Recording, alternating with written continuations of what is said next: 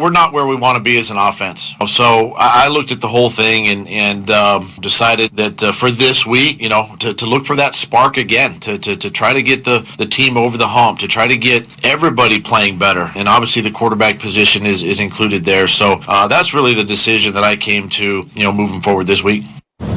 Okay, so obviously a lot to unpack here. Quickly, Graziano, take us through how this decision came about. What have we heard out of Philly the last few days? Yeah, based on what I heard yesterday, Doug Peterson is trying to find a way to spark his team, see if he can get them playing better, and nothing with Wentz has worked. I mean, they've given him all the rope they could possibly have given him, all the help they could possibly have given him, and nothing has clicked. So they're at the point now where they feel like they have to try this to spark. They're a game and a half out behind the Giants in Washington, so they haven't given up on the season yet. And they don't know exactly what the offseason holds in terms of decisions about Carson Wentz and their quarterback position moving forward. But with 4 games to go, they feel like they have to do something to try and light a spark under the team. And this is what they're going with this week against the Saints. So the decision has been made. Ryan Clark, was it the right decision? It was absolutely the right decision. I mean, the only thing scares me is when I think about Jalen Hurts playing against the New Orleans Saints, I keep envisioning James Brown singing "I Live in America" and Apollo Creed dancing around the ring right before he's about to play Ivan Drago. And it's like, we're all excited. Rock is walking out, Rock is smiling, and then you realize, oh, hell, he really got killed.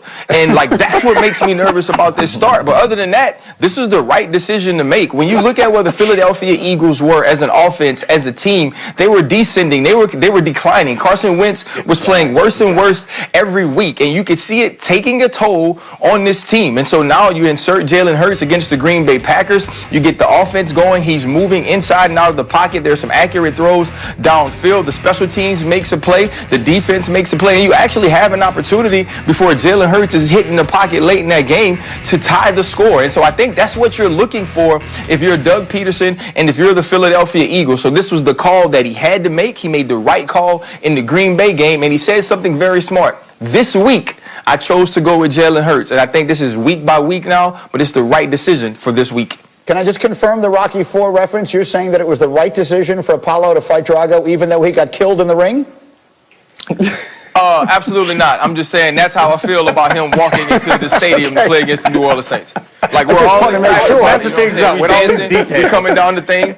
I just need to make sure. Yeah, Greeny. It's so rare that I understand the references on Wednesdays that I want to make sure that I have this one right. Okay, Nick, did they make the right decision in Philly?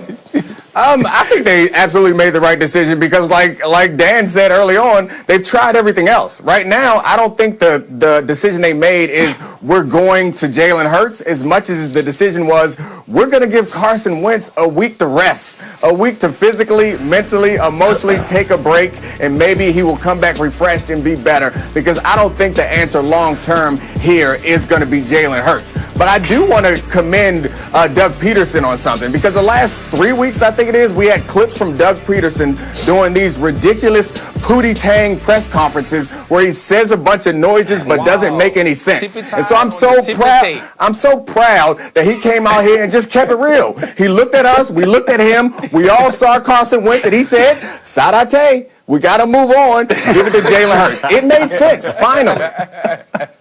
A more traditional reference. I don't understand it. Okay, Desmond, let me come to you here because you obviously cover the college game for us. So you've seen Jalen Hurts. You've seen a lot more Jalen Hurts probably than all the rest of us. What is your expectation for him if he gets the last quarter of this season? The one thing that we understand and we know about Jalen Hurts is that he is a competitor. I mean, he's a team guy. He showed that when he was at Alabama and he got and Tua took his seat. And then when Tua was struggling against Georgia, he came in there and won the game for Alabama. So we know that he's a mobile quarterback, very strong, built like a running back, works out like a linebacker, but he can make some throws, he can take some hits, and he's smart. So the competitive nature in Jalen Hurts is going to, I think, help him succeed. Now, they were talking about the boxing references and talking about Carson Wentz. I have a boxing reference for Dominique and RC too. See, Carson Wentz is Bootney Farnsworth. And the NFL, they're like for the street black. And what Carson Wentz lacked was confidence. So what Carson Wentz needs, he needs a Sidney Poitier to come in there and hypnotize him to get him back to where he used to be, so then he can go out there and compete. Because right now, for the street black is beating the hell out of Carson Wentz, who is Bootney Farnsworth. Okay. That's exactly what I expected. All right, we will take a short thought on, we'll get back to the NFL, and we'll find out whether we think we've seen the last of Carson Wentz in Philadelphia as we continue. But let's now turn naturally to Michigan and Ohio State. The annual rivalry game has been canceled due to an increase in COVID cases within the Michigan program. Due to Big Ten rules, if the Buckeyes do not play a game this week, they would be ineligible to play in the conference title game. Here was their coach, Ryan Day, yesterday. You know, we have to take a hard look periodically at all this stuff. And I think that this is one of those situations. And if we don't quite get the games we need to get into the championship game, then I think that needs to be looked at hard, just like anybody else in the conference. I don't believe that anybody, Ohio State or any other team, should just be punished because of decisions we made by looking at 8 games and saying we should play 6 and not knowing the effects of what happens to them and their team versus what others, because of what happens to our team, affects them. All right, Heather and Paul got up with us early here along with Desmond. And Heather, here it finally is. We've been talking about this possibility, it feels to me like, for quite a while, and now it is in front of us. Ohio State doesn't have a 6th game on its schedule right now. That can only change today, right? Wednesday is the deadline that they would add another game. So tell me what we should expect to happen today for Ohio State. Greeny, as we sit here, the athletic directors in the Big Ten are supposed to be meeting right now virtually and discussing whether or not they should lower that benchmark to 5 games.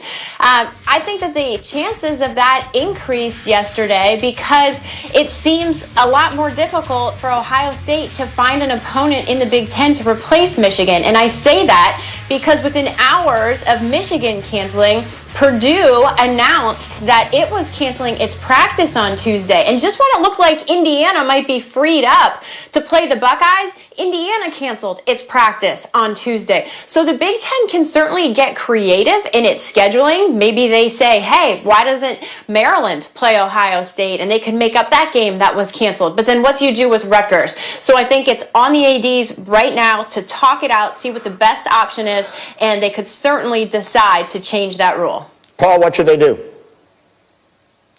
I think they should find Ohio State a game. That way they don't take all the heat about changing the rules, even though that's not really a big deal, as we've said here a couple of times. It just makes more sense. Give Ohio State a legitimate route into the Big Ten championship game. It really is fairly simple. So you're worried about hurting feelings. The Big Ten has hurt feelings from the beginning. When they shut down, they made everybody mad. When they came back, they made some people mad. That should not be the issue any longer. You have to be flexible. And I don't know why it has taken until Wednesday to get this figured out. I know Heather said, and she's correct, that the Big Ten athletic directors have to meet today. But, I mean, Greeny, I think we started talking about this 10 days ago. How come we're ahead of the Big Ten on what they should be doing? Yeah, I mean, look, this has been a problem all the way through. Now, again, they're up against it. Desmond Howard, how do you think this should play out? I think that they should try to find Ohio State a game, and I think that they will find Ohio State a game. When you look at the comments coming out of the Big Ten from different athletic directors, you can tell that everyone's trying to finagle a way to figure out how can they get Ohio State into the Big Ten championship game, because they want to get them into the college football playoff, because that's the Big Ten's best team. Even Barry Alvarez, Wisconsin's athletic director, he came out publicly and made that same exact statement last week. So it's not like they haven't thought about this last week or before this. They understood what was ahead of them. They knew what was coming. They've seen how many teams have had to cancel practices and games because of COVID. So they knew what was looming around the horizon for the Buckeyes. I believe that they're prepared for this and that they will make a statement at some time today. Heather, you know what the whole world went crazy talking about yesterday. Ohio State doesn't have a game this weekend. They're 4 in the country. Texas A&M doesn't have a game this weekend. They're 5 in the country. There's literally no chance of that, right?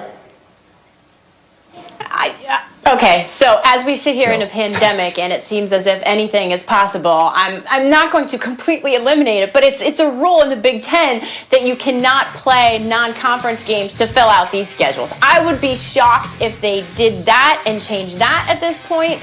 I want to say there's literally no chance, but again, look, we saw BYU travel 2,000 miles to play Coastal Carolina, but look, it's a rule. They can't play non-conference games. Paul, should it happen? I got 30 seconds. Paul, should it happen?